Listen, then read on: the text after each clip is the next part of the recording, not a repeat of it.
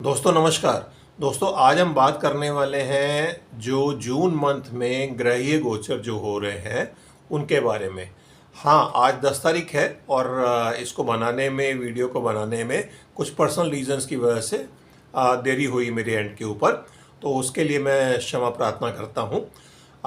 चलिए, जून के बारे में जो भी ग्रहीय गोचर हो रहे हैं उनके बारे में जानने के लिए पहले हम पिछले महीने जो ग्रहीय गोचर हुए या जो हमने प्रेडिक्शन की थी उसके बारे में एनालिसिस कर लेते हैं।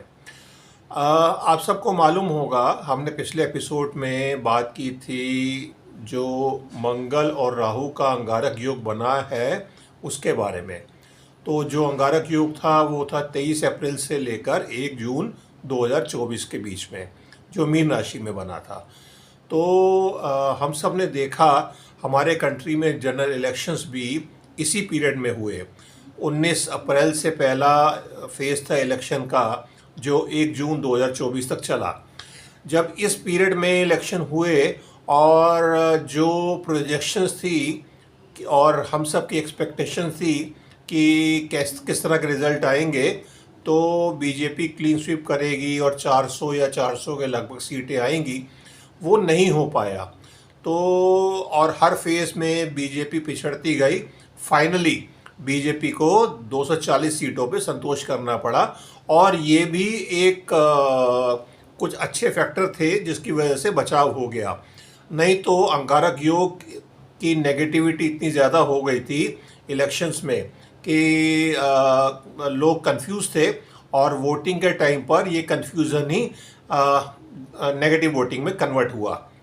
तो इसी दौरान जो इस पीरियड के अंदर बृहस्पति देव भी वृषभ राशि में आ तो चुके थे, बट वो अस्त हो गए थे और ये पीरियड काफ़ी नेगेटिविटी से भरा हुआ था। तो इसका रिज़ल्ट अब हमारे सामने है और इस रिज़ल्ट को अब हमने 5 साल तक लेकर ही चलना है। और या मध्यवर्ती चुनाव होंगे या जब तक ये 18वीं लोकसभा रहेगी तो उसमें यही सीटों के साथ ही जो भी ये सरकार चलेगी। अब हम जून में आते हैं। तो जून का जो ग्रहीय गोचर है वो पहला ग्रहीय गोचर 1 जून को ऑलरेडी हो चुका है, जिसमें अंगारक योग समाप्त हो गया और मंगल आगे बढ़ गए, मेष राशि में आ गए हैं। अब मेष राशि तो मंगल की अपनी राशि है और मूल त्रिकोण गिनी जाती है इनकी मेष राशि, और मेष राशि में तो अच्छे होने चाहिए। यस, अच्छे तो हैं और मेष राशि में अंगारक योग से तो बेटर हो गए हैं, बट ये शनि की तीसरी दृष्टि के अंडर आएंगे तो इससे मंगल और एजिटेटेड ही रहेंगे। तो पहले अंगारक योग में हमने जो सुना या देखा, आग लगने की घटनाएं काफ़ी बड़ी हुई थी। जगह जगह आग लगने की घटनाएं काफ़ी हुई जो ये मई का महीना था, खासकर इसमें 23 अप्रैल के बाद, 23 अप्रैल से 1 जून के बीच में। अब जब ये मंगल मेष राशि में आ गए हैं और शनि की तीसरी दृष्टि के साथ रहेंगे, के अंडर रहेंगे, तो इससे क्या होगा, इससे विस्फोट होने की घटनाएं बढ़ेंगी वर्ल्ड में। तो ये थोड़ा सा नेगेटिव रहेगा। अब अंगारक योग में 2 और एपिसोड हुए जिसके बारे में मैं हाईलाइट करना चाहूँगा। एक तो जनरल इलेक्शंस हमारे कंट्री में हुए, जिसका आप सबको ज्ञान है कि रिज़ल्ट किस तरह के रहे। दूसरा, 19 मई को जब अंगारक योग 18-19 को पीक पे था, तो ईरान में घटना हुई जिसमें चॉपर क्रैश हुए। चॉपर एक क्रैश हुआ जिसमें उनकी टॉप लीडरशिप ख़त्म हो गई। तो ये अंगारक योग का ही प्रमाण है और इफ़ेक्ट है, और ये भी हमने प्रेडिक्ट किया था पहले कि अंगारक योग से इस तरह की घटना हो सकती है। ये घटना वर्ल्ड में कहीं भी हो सकती थी और वी आर लकी कि हमारे देश में इस तरह की घटना नहीं हो रही इलेक्शन में, नहीं तो पूरी अराजकता फैल जाती। इसके अलावा एक और घटना जो नोटिसेबल है जो हुई, जिसको हमारी प्रेस ने, मीडिया ने बहुत ज़्यादा कवर नहीं किया, उसका रीज़न यही है कि वो कंट्री थोड़ा पिछड़ा हुआ और गरीब कंट्री है जिसके बारे में बहुत कम लोग ही जानते हैं। पापुआ न्यू गिनी एक कंट्री है ये इंडोनेशिया के पास। तो छोटा सा कंट्री है और वहाँ पर एक बहुत बड़ी लैंडस्लाइड हुई जिसमें 2000 लोग दब गए मलबे में, और आज तक उनकी तलाश जारी है। और कुछ कुछ बॉडीज़ मिली हैं और बाकी अभी सर्च जारी है। तो ये भी अंगारक योग का ही एक फैक्टर था, और जिसको मेन स्ट्रीम मीडिया ने तो हाईलाइट नहीं किया, बिकॉज पापुआ न्यू गिनी कोई बहुत बड़ा कंट्री, इम्पोर्टेंट कंट्री नहीं है वर्ल्ड मैप पे। तो ये सब चीज़ें थी। अब हम जून में ही कंटिन्यू करते हैं। जो एक जून का जो गोचर है मंगल का, वो मैंने आपको बता दिया, जिसमें इसको आप नेगेटिव तो नहीं गिनेंगे, बट हाँ ये ओवरऑल विस्फोट की घटनाएं जहाँ जहाँ, जैसे रशिया यूक्रेन में युद्ध चल रहा है या मिडल ईस्ट में है, तो वहाँ विस्फोट की घटनाएं बढ़ेंगी। हमारे कंट्री में इसका कोई खास इफेक्ट नहीं दिखता है। इसके बाद अगला जो 2 तारीख को, 2 जून को बुध देव अस्त हो गए हैं। तो जो बुध देव अस्त हो गए हैं उससे भी कोई मेजर इफेक्ट नहीं आने वाला है, क्योंकि बुध देव हर 3 महीने में अस्त होते रहते हैं। वक्री होने पर थोड़ा इफेक्ट अलग होता है। तो 2 जून से लेकर 25 जून तक बुध देव अस्त है, बुध ग्रह। अब 3 जून को एक अच्छी घटना हुई कि जो बृहस्पति देव थे वो उदय हो गए। तो ये बहुत पॉजिटिव रहा। 4 तारीख को हमारे कंट्री में इलेक्शन के रिजल्ट आए और 3 तारीख को वो उदय हो गए। तो ज्ञान जो लोगों का अस्त हो गया था, तो जिसकी वजह से नेगेटिव वोटिंग हुई, तो लोगों को चेतना आई कि ये उन्होंने गलती कर दी। अगर उन्होंने वोटिंग बीजेपी के फेवर में की होती तो ज़्यादा अच्छा था। खैर, वो हर एक का अपना अपना मत है, किसने किस तरह से वोटिंग की या किसने वोटिंग नहीं की। बिकॉज बहुत सारे लोगों को ये भी था कि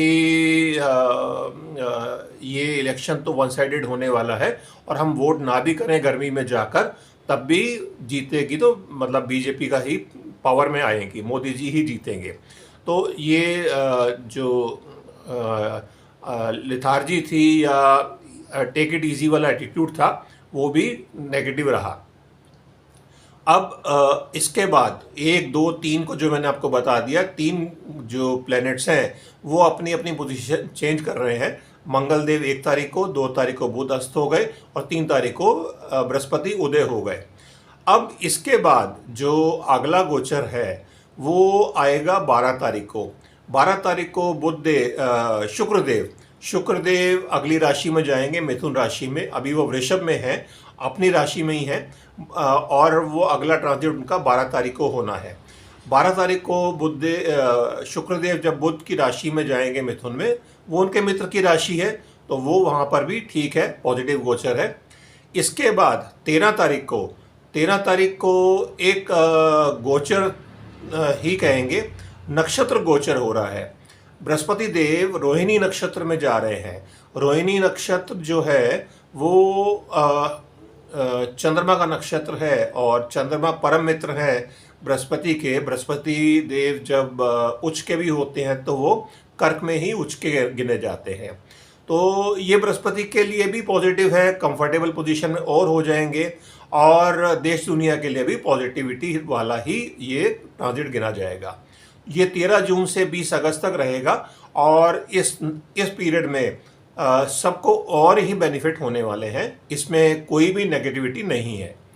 इसके बाद 14 तारीख को बुध देव अपनी मिथुन राशि में चले जाएंगे, तो ये भी एक पॉजिटिव गोचर है, बुध देव अपनी राशि में रहेंगे। और 15 तारीख को सूर्य देव भी मिथुन राशि में चले जाएंगे। तो अब जो एक्शन वृषभ में था वो आगे बढ़कर मिथुन में हो जाएगा। मिथुन में 3 ग्रह चले जाएंगे, चंद्रमा भी बीच में आते रहेंगे, वो अलग चीज़ है। अब इसके बाद जो बुधदेव अस्त हुए थे वो 25 जून को उदय हो जाएंगे, तो ये भी एक पॉजिटिविटी और बढ़ाएगा। और इसके बाद जो शुक्रदेव थे वो अस्त चल रहे थे काफ़ी टाइम से, तो जो अप्रैल में अस्त हो गए थे, और अप्रैल से लेकर अब 29 जून को वो उदय होंगे मिथुन राशि में। तो ये बहुत ही पॉजिटिव होगा। इसके बाद जो शादी विवाह के मुहूर्त निकलेंगे, जैसे मैंने बताया था पहले भी कि जुलाई में ही मुहूर्त बनते हैं, तो अब शुक्रदेव भी उदय हो जाएंगे, बृहस्पति उदय हो ही चुके हैं, तो अगर आप कोई शादी विवाह का प्लान कर रहे हैं तो इस बेहिचक 29 जून के बाद आप प्लान कर सकते हैं। इसके बाद जो एक और गोचर है वो होने वाला है, सबसे इम्पोर्टेंट गोचर जून महीने का, वो है शनिदेव का वक्री होना। 30 जून को शनिदेव वक्री हो जाएंगे अपनी कुंभ राशि में ही। और ये शनिदेव का जो वक्रत्व है ये लास्ट वक्त गिना जाएगा कुंभ राशि में 30 साल बाद। 30 इसके बाद तो फिर वो 30 साल बाद ही आएंगे इस राशि में। ये लास्ट ट्रांजिट है। इसके बाद जब वो डायरेक्ट होंगे 15 नवंबर को, तो 15 नवंबर से वो डायरेक्ट होकर इसके बाद वो मीन राशि में ही जाएंगे। तो ये ग्रहीय गोचर हैं। शनिदेव का जो गोचर होने वाला है, जो ट्रांजिट है, वो बहुत ही इम्पोर्टेंट होगा। वो गोचर वैसे तो 30 तारीख को होना है, तो उसका कवर हम अगले एपिसोड में, अगले जुलाई के महीने में हम कवर करेंगे उसको डिटेल में। तो ये सब गोचर हैं। हाँ, एक नेगेटिव गोचर और होना है जिसके बारे में आप काफ़ी सुन रहे होंगे कि 13 दिन का पक्ष आ रहा है 22 जून से लेकर 5 जुलाई तक, और उसमें कुछ परले होगी, कुछ वर्ल्ड वॉर होगी। तो मेरा असेसमेंट ये है, कोई वर्ल्ड वॉर इस पीरियड में नहीं होने वाली है। 13 दिन का पक्ष आता रहता है, इसमें कोई बड़ी बात नहीं है, और ये हर 5 से 10 साल बाद होता है। तो ये पक्ष जो आ रहा है 13 दिन का, नेगेटिविटी तो रहेगी बट ये नेचुरल कैलेमिटीज़ को ही बढ़ाएगा। और जो 8 अप्रैल को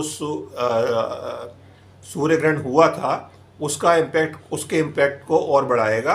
और इस पीरियड में हो सकता है हम नेचुरल कैलेमिटीज़ को विटनेस करें। तो ये नेगेटिविटी है, बट बृहस्पति देव उदय हैं, बृहस्पति देव रोहिणी नक्षत्र में हैं, सब कुछ अच्छे हैं, बाकी ग्रह भी प्लेसमेंट अच्छी है, तो कोई भी घबराने की बात नहीं है। और जैसे मैंने बताया, आज 10 तारीख है, 12 तारीख से ट्रांजिट और अच्छे होते जाएंगे। तो ये जो पखवाड़ा है ये हर जन के लिए आप अच्छा ही होने वाला है। तो कुल मिलाकर ये जो महीना है ये मई से बेटर जाने वाला है या जा रहा होगा। हाँ, 10 दिन में शुरू में जो भी हमें उतार चढ़ाव देखने को मिले, इलेक्शंस के रिजल्ट आए, तो वो फेज़ भी अब निकल गया है और आगे अच्छा दिखना चाहिए। तो ये सब आज के एपिसोड में था ग्रहीय गोचर के बारे में। तो मैं उम्मीद करता हूँ सबके लिए ये गोचर अच्छा जाए और सबको उनके मन मुताबिक जो भी उन्होंने सोचा है या उनकी विशेष हैं वो पूरी हों। तो मैं अपनी वाणी को विराम देता हूँ यहाँ पर। धन्यवाद। भारत माता की जय।